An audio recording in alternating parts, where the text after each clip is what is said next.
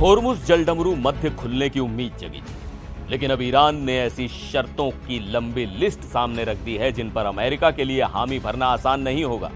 सवाल यह है कि क्या होर्मुज का रास्ता खुलने से पहले ईरान अमेरिका के बीच एक और बड़ा टकराव होने वाला है। नमस्कार, मैं हूं सिद्धार्थ प्रकाश।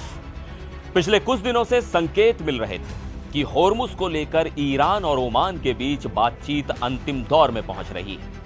ईरान के विदेश मंत्री अब्बास अराक्ची ने भी कहा कि दोनों देशों की बातचीत अंतिम चरण के करीब है, लेकिन उसी बयान के साथ उन्होंने एक बड़ा पेंच जोड़ दिया कि होर्मुज खोलना सिर्फ ईरान ओमान समझौते पर निर्भर नहीं है, इसके लिए अमेरिका से जुड़ी दूसरी शर्तें और युद्ध में हुए नुकसान का मुआवजा भी जरूरी है। अब यहीं से कहानी पलट जाती है। ईरान की सुप्रीम नेशनल सिक्योरिटी काउंसिल के सचिव मोहम्मद बाघेर जोलगद्र ने शनिवार को साफ तौर पर कई मांगे रखी। पहली मांग, ईरान और उसके क्षेत्रीय सहयोगियों के खिलाफ युद्ध और सैन्य कार्रवाई पूरी तरह खत्म हो। दूसरी, ईरान के आसपास अमेरिकी नौसैनिक नाकाबंदी हटे और अमेरिकी सैन्य मौजूदगी पीछे जाए। तीसरी, अमेरिकी प्रतिबंध हटाए जाएं।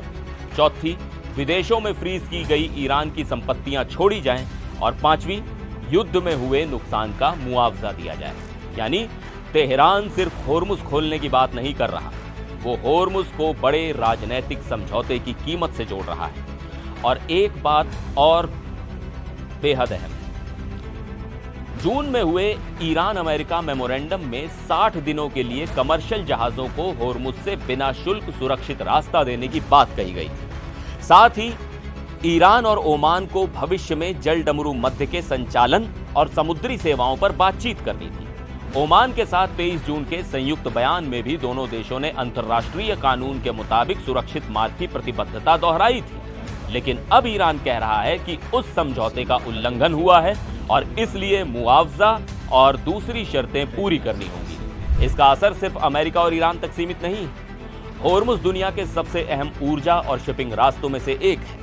अमेरिकी ऊर्जा सूचना प्रशासन यानी EIA के मुताबिक 2024 में इस जलडमरू मध्य से औसतन करीब 2 करोड़ बैरल तेल रोज गुजरता था।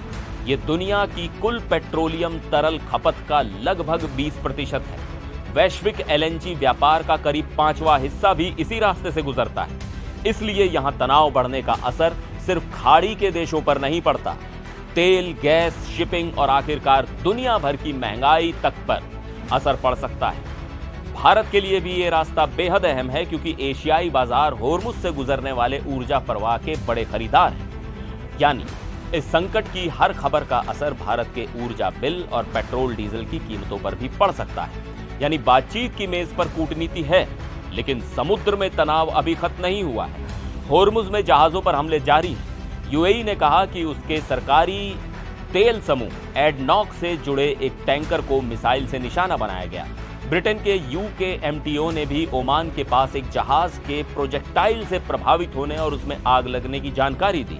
एडनॉक के मुताबिक युद्ध शुरू होने के बाद उसके 15 जहाजों पर हमले हो चुके हैं, जिनमें 3 इसी हफ्ते हुए। ईरान के रेवोल्यूशनरी गार्ड्स ने भी कहा है कि होर्मुज खोलने का फैसला ईरान ओमान बातचीत से अलग है और दुश्मन को ईरान की शर्तें माननी होंगी। अब यही सबसे बड़ा सवाल है, क्या तेहरान इन मांगों को बातचीत में शुरुआती दबाव बनाने के लिए इस्तेमाल कर रहा है या सचमुच होर्मुज खोलने की पूर्व शर्त बना चुका है?